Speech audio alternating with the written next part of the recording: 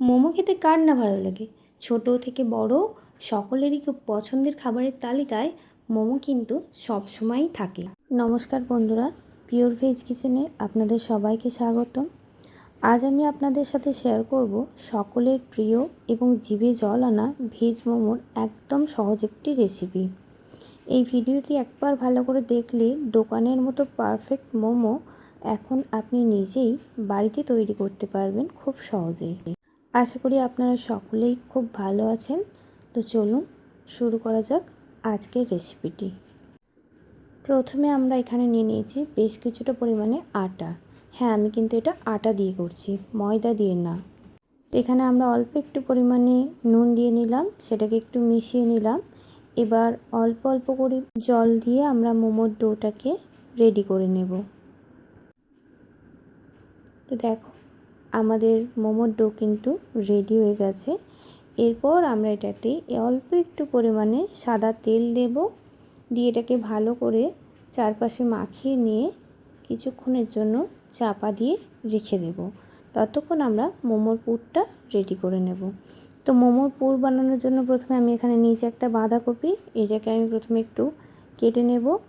খুব বেশি মিহি করে কুচো আমি করিনি, তার একটা কারণ আছে, সেটা আমি বলছি। আর এর সাথে আমরা যেটা নিয়েছি সেটা হলো কুচো কুচো করে একটু গাজর কেটে নিয়েছি, আর নিয়েছি আমরা ক্যাপসিকাম। তো এবার এটা একটা পাত্রে দিয়ে প্রয়োজন মতো জল দিয়ে একটুখানি আমরা প্রথমে চাপা দিয়ে নেব। চাপা দিয়ে রাখার পরে যখন এটা ভাপেতে অল্প একটু সিদ্ধ হয়ে আসবে, তখন আমরা এতে একটু নুন দিয়ে নেব। খুব বেশি সিদ্ধ কিন্তু আমরা করব না, মোটামুটি সিদ্ধ করব। খুব বেশি সিদ্ধ করলে বা খুব মিহি করে কাটলে কিন্তু ক্রাঞ্চি ভাবটা আসবে না। দেখুন, এখানে একটা পাত্রে আমরা এটাকে জল ঝরতে দিয়ে দিয়েছি। আর এদিকে একটা কড়াই আমরা নিয়ে নিয়েছি কিছুটা পরিমাণে তেল, আর একটা শুকনো লঙ্কা দিয়ে দিয়েছি তাতে। এরপরে আমরা এতে দিয়ে দেব কিছুটা হিং আর একটু কুচিয়ে রাখা কাঁচা লঙ্কা। তারপরে আমরা এতে দিয়ে দিলাম একটু গ্রেট করে রাখা আদা। দেখো, এবার এগুলোকে একটু নেড়ে চেড়ে নিলাম। নেড়ে চেড়ে নেওয়ার পরে এতে আমরা দিয়ে দিলাম কিছুটা পরিমাণে টমেটো সস। আর আমরা দিয়ে দেবো প্রয়োজন মতো একটু নুন, আর স্বাদটাকে ব্যালেন্স করার জন্য অল্প একটু পরিমাণে চিনি। আর দিয়ে দেবো সামান্য একটু চিলি সস। বেশ কালারফুল দেখতে লাগছে, তাই না? তো এরপর এগুলোকে আমরা ভালো করে একটু নেড়ে চেড়ে নেব। দেখো, তেল ছাড়তে শুরু করেছি, ঠিক এই সময় আমরা দিয়ে নেব ওই সিদ্ধ করে রাখা বাঁধাকপি, গাজর আর ক্যাপসিকামটা। এবার এগুলোকে অল্প একটু নাড়াচাড়া করে নিয়ে আমরা সেই জিনিসটা দিয়ে দেব যেটার জন্য মোমোর স্বাদটা দ্বিগুণ হয়ে যাবে। তো আমরা এবার দিয়ে দিচ্ছি পনির। গ্রেটারে করে একটু গ্রেট করে দিচ্ছি যাতে এটা সহজেই মিশে যায়। আর দিয়ে দেব সামান্য একটু পরিমাণে গোলমরিচ, একটু কাশ্মীরি লঙ্কার গুঁড়ো, একটু সামান্য জিরে গুঁড়ো, আর অল্প একটু পরিমাণে ভাজা মশলা। তো এটা অপশনাল, ভাজা মশলাটা চাইলে দিতে পারেন, নাও দিতে পারেন, দিলে সুন্দর স্বাদ হবে। তো এগুলোকে ভালো করে মিশিয়ে নিয়ে আমরা দিয়ে দিচ্ছি একটু হলুদ গুঁড়ো। তারপরে আবারও এটাকে একটু মিশিয়ে নিলাম। দেখো, বেশ সুন্দর হয়ে গেছে, অনেকটাই সিদ্ধ হয়ে গেছে। এবার একটু লেবুর রস দিয়ে দিলাম এতে। আমাদের মোমোর পুর কিন্তু প্রায় রেডি হয়ে এসেছে। এরপরে আমরা এটাকে একটুখানি নাড়াচাড়া করে মিশিয়ে নিয়ে এতে দিয়ে দেব অল্প একটু পরিমাণে চাট মশলা আর একটু বিট লবণ। এটা স্বাদটাকে আর একটু বাড়িয়ে দেবে। দেখো, আমাদের মোমোর পুর বা স্টাফিং একদম রেডি হয়ে গেছে। এটাকে একটা পাত্রে আমরা নামিয়ে নিয়েছি। তো মোমোর পুর তৈরির কাজ কিন্তু আমাদের কমপ্লিট। এবার আমরা দেখে নেব যে আটাটা আমরা মেখে রেখেছি সেটা কেমন অবস্থায় আছে। তো সেটা দেখুন, না খুব বেশি নরম না খুব বেশি শক্ত হয়েছে। এটাকে আমরা 15 থেকে 20 মিনিট চাপা দিয়ে রেখেছিলাম। এরপরে আরেকটা মেন কাজ আমরা করে নেব।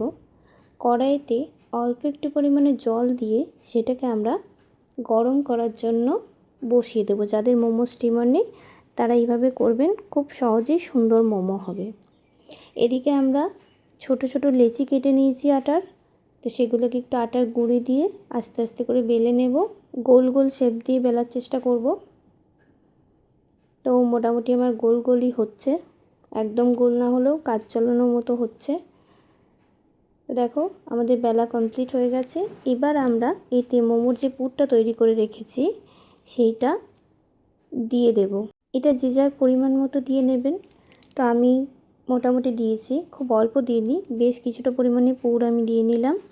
তো এরপরে এটাকে দেখুন এইভাবে একটা একটা করে কুচি করে করে ভাঁজ করে নিচ্ছি।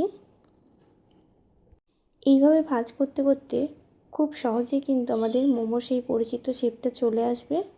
এটা কিন্তু কঠিন কিছু না, খুব সহজে হয়ে যাবে। একবার ভালো করে দেখে নিলেই আপনারা সবাই পারবেন। তো শেষকালে এইভাবে একটু ঘুরিয়ে মুখটাকে আমরা জাস্ট প্রেস করে দিলাম। তো একটা শেপ রেডি। এখানে আমি অন্য আরেক ধরনের মোমোর শেপ দেওয়া দেখাচ্ছি। এটা ওটার থেকেও দেখতে একটু সুন্দর লাগে। তো প্রথমে আমরা লেচিটাকে বেলে নিলাম,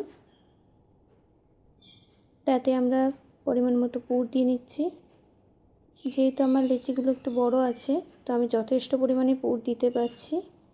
তো এইটা এভাবে আস্তে আস্তে কুচি দিয়ে নেব, আগেরটার মতোই কুচি দেব কিন্তু। তো এভাবে কুচি দিতে দিতে শেষকালে খুব সুন্দর একটা শেপ আসবে। আশা করি আপনাদেরও এই শেপটাই বেশি ভালো লাগবে। কোন শেপটা ভালো লেগেছে অবশ্যই কিন্তু একবার জানাবেন। তো দেখুন একটা ঘটির মতো শেপ এসে গেল, খুব সুন্দর দেখতে লাগছে।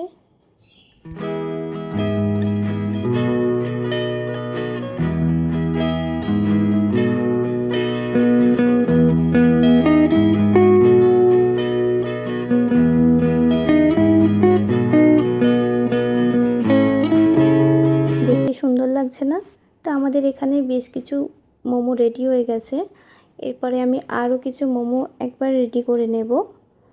তো বেশ আমার অনেকগুলো মোমো হয়ে গেছে। এবার আমরা এগুলোকে একটু স্টিমে দিয়ে দেব। দেখতেও বেশ সুন্দর হয়েছে। তো কড়াইতে যে জল বসিয়েছিলাম সেটা কিন্তু গরম হয়ে গেছে। এরপরে এর উপরে আমরা দিয়ে দিলাম একটা ফুটো থালা, ওই ঝাঁঝরি টাইপের থালা। এতে আমরা একটু সাদা তেল ব্রাশ করে নিচ্ছি। একবার ব্রাশ করলেই তেলটা হয়ে যাবে, বারবার কিন্তু ব্রাশ করতে হবে না। তো এক এক করে এবার মোমোগুলোকে আমরা এর উপরে সাজিয়ে বসিয়ে দেব। একেবারে গায়ে গায়ে বসাবেন না কিন্তু, একটুখানি গ্যাপ রেখে বসাবেন, তাহলে সুবিধা হবে। তো মোমোগুলো আমার বসিয়ে দেওয়া হয়ে গেছে। দেখতে সুন্দর লাগছে না? খুব সুন্দর লাগছে দেখুন। তো এবার আমরা এটাকে চাপা দিয়ে দিলাম। আর এর যে একটা ছিদ্র আছে সেটাকে আমি একটুখানি কাগজ দিয়ে বন্ধ করে দিয়েছি এখানে।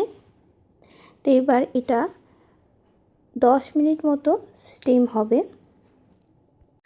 আমি একবার তুলে দেখাবো ঠিক দেখতে কেমন লাগছে মোমোগুলোকে এখন। তো মোমোগুলো কিন্তু প্রায় হয়ে এসছে, আর একটুখানি হবে। যখন মোমোর গাগুলো একেবারেই চকচকে হয়ে যাবে তখন বুঝবেন আপনার মোমো কিন্তু রেডি হয়ে গেছে।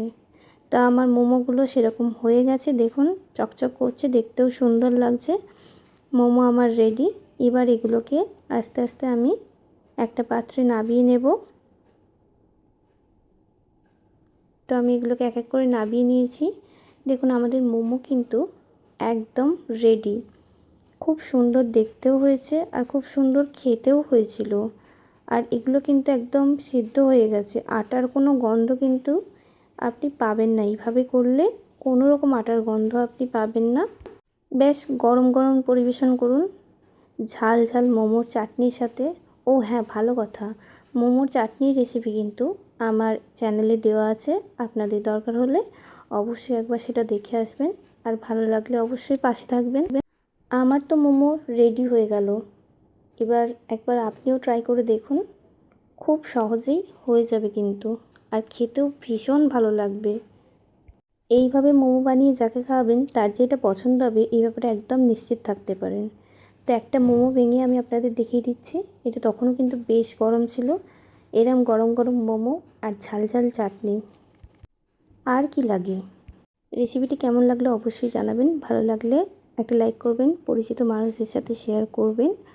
আর পিওর ভেজ কিচেন চ্যানেলটি সাবস্ক্রাইব করে পাশে থেকে যাবেন এরকম আরও অনেক সুন্দর সুন্দর নিরামিষ রেসিপি পাওয়ার জন্য। আর হ্যাঁ, মোমোর চাটনি রেসিপিটা কিন্তু একবার দেখতে ভুলবেন না।